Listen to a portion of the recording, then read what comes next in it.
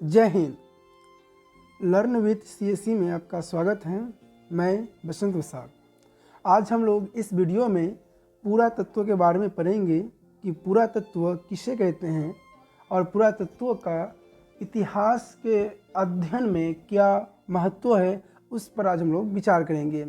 इसलिए आज आपको पूरा वीडियो देखना है ताकि आपको पुरातत्व संबंधी सभी जानकारी प्राप्त हो जाए। तो शुरू करते हैं आज का सेशन। तो आज का सेशन शुरू हो रहा है हम लोग का पुरातत्व से संबंधित। तो देखिए, सबसे टॉपिक है जो पूरा लाइटली में आया है कि पुरातत्व क्या है। तो देखिए, पुरातत्व एक विज्ञान है जिसके द्वारा पृथ्वी के गर्भ में छिपी हुई वस्तुओं की खुदाई कर अतीत के लोगों के भौतिक जीवन का ज्ञान प्राप्त किया जा सकता है। अर्थात क्या हो गया कि मान लीजिए ये भूमि का भाग है और इसके नीचे कोई चीज़, जो कोई सभ्यता पहले था वो खत्म हो चुका, वो दब चुका है, मिट्टी के नीचे दबा हुआ है। तो इसमें क्या होता है कि भूमि के भाग को खोदा जाता है, भूमि के भाग को, गर्भ को खोद करके यहाँ से इन वस्तुओं को निकाला जाता है, और तो इस विज्ञान को कहते हैं पुरातत्व। एक बार और देख लीजिए कि पुरातत्व वह विज्ञान है जिसके द्वारा पृथ्वी के गर्भ में छिपी हुई वस्तुओं की खुदाई कर अतीत के लोगों के भौतिक जीवन का ज्ञान प्राप्त किया जा सकता है। उम्मीद है समझ गए होंगे। पुरातत्व वैज्ञानिक तत्वों पर आधारित होता है, क्योंकि इस पे जो खुदाई होती है एक वैज्ञानिक दृष्टिकोण के आधार पर खुदाई होती है। जो चीज़ मिलती है वर्तमान से उसकी तुलना अतीत में की जाती है कि कोई चीज़ अगर मिली है तो उसका इस्तेमाल क्या है, किस रूप में किया होगा। इसलिए एक वैज्ञानिक तत्वों पर आधारित होता है पुरातत्व। आधारित होने के कारण एक अंतिम एवं सर्वाधिक महत्वपूर्ण स्रोत है। यानी किसी भी जाति का, किसी भी जाति, सभ्यता या किसी भी संस्कृति की अगर इतिहास जानना है तो उसका अंतिम स्रोत वो पुरातत्व ही होता है। इसके अलावा और कुछ नहीं है। स्रोत तो कई होंगे, साहित्यिक स्रोत हो सकते हैं, स्रोत जिसमें विस्तृत लिखा गया हो, लेकिन मानव सभ्यता का वह समय जिस समय लिखित कुछ ना मिला हो, तो सोचिए उस जगह पर क्या हो सकता है। उस जगह पर पुरातत्व ही हो सकता है जो इतिहास का सही में वर्णन कर सकता है। तो पुरातत्व में क्या क्या शामिल है, आइए उसको देखते हैं कि पुरातत्व, इसके अंतर्गत खंडहर शामिल होता है, स्मारक शामिल होता है, जो सिक्के हैं वो शामिल होते हैं, अभिलेख वो शामिल होते हैं। कई चीज़ें शामिल की जाती है पुरातत्व में।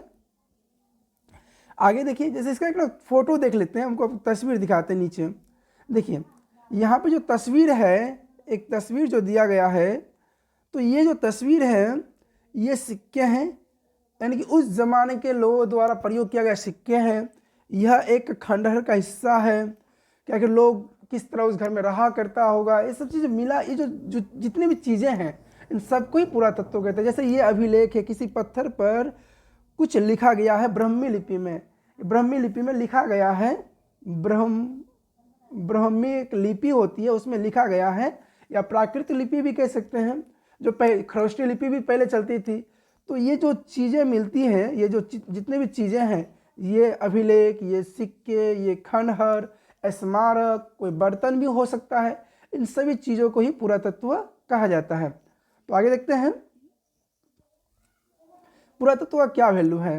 अब हम लोग बात करते हैं कि किसी भी जाति या सभ्यता का इतिहास जानने का पुरातत्व एकमात्र महत्वपूर्ण साधन है। पुरातत्व जो है किसी भी जाति का हो या सभ्यता का हो, संस्कृति का हो, उनका इतिहास जानना है तो उसका एकमात्र जो सबसे महत्वपूर्ण साधन है वो है आपका पुरातत्व। आगे देखते हैं कि आखिर सबसे पहले पुरातत्व की खुदाई कहाँ हुई थी। तो पुरातात्विक खुदाई सबसे पहले मिस्र में हुई थी। सबसे पहले मिस्र में पुरातत्व की खुदाई हुई थी, उसके बाद धीरे धीरे धीरे धीरे संपूर्ण विश्व में इसकी खुदाई होने लगी, जो आज भी जारी है। आखिर पुरातत्व का जनक किसे कहा जाता होगा? तो वे व्यक्ति है, उनका नाम है पीट रिवर्स महोदय। पुरातात्विक खुदाई का जनक पीट रिवर्स महोदय को कहा जाता है, जो सबसे पहले इसकी जो खुदाई हुई थी वो मिस्र में इसकी खुदाई शुरू की गई थी। अब आगे देखते हैं कि जो पुरातत्व खुदाई होती है किस आधार पर होती है। तो पुरातत्व खुदाई के लिए सबसे पहले लंबवत खुदाई की जाती है। लंबवत का अर्थ हुआ, जैसे मान लीजिए भूमि का भाग है, ठीक है, तो इस भाग में क्या होगा कि इसके नीचे गड्ढा खोदा जाता है कि वो कितने नीचे जाता है। जैसे कि हम लोग ट्यूबवेल गाड़ते हैं, ट्यूबवेल का जो पाइप नीचे डालते हैं, ये लंबवत खुदाई होती है। सबसे पहले लंबवत खुदाई की जाती है और बाद में क्षैतिज खुदाई होती है। क्षैतिज का अर्थ होता है कि जैसे मान लेते हैं कि ये क्षेत्रफल है, तो कितना ये पूरा जो खुदाई की जाएगी, इस पूरा क्षेत्रफल का जो खुदाई की जाएगी, इसको बोलेंगे क्षैतिज, जो इस तरह से होते हैं। उम्मीद है समझ गए होंगे। आगे देखिए कि भारत में पुरातत्व विभाग की स्थापना 1861 में हुई थी। भारत में पुरातत्व विभाग की स्थापना 1861 में हुई थी और भारतीय पुरातत्व का पिता अलेक्जेंडर कनिंघम को कहा जाता है। भारतीय पुरातत्व का पिता किसे कहा जाता है? अलेक्जेंडर कनिंघम को कहा जाता है, जिन्होंने सबसे पहले हड़प्पा सभ्यता के बारे में एक रिपोर्ट जारी किया था। हालांकि हड़प्पा टीला का उल्लेख 1826 में चार्ल्स मेसन ने कर चुका था, लेकिन उसका जो रिपोर्ट है वो अलेक्जेंडर कनिंघम ने किया था, इसलिए इसे भारतीय पुरातत्व का जनक भी कहा जाता है।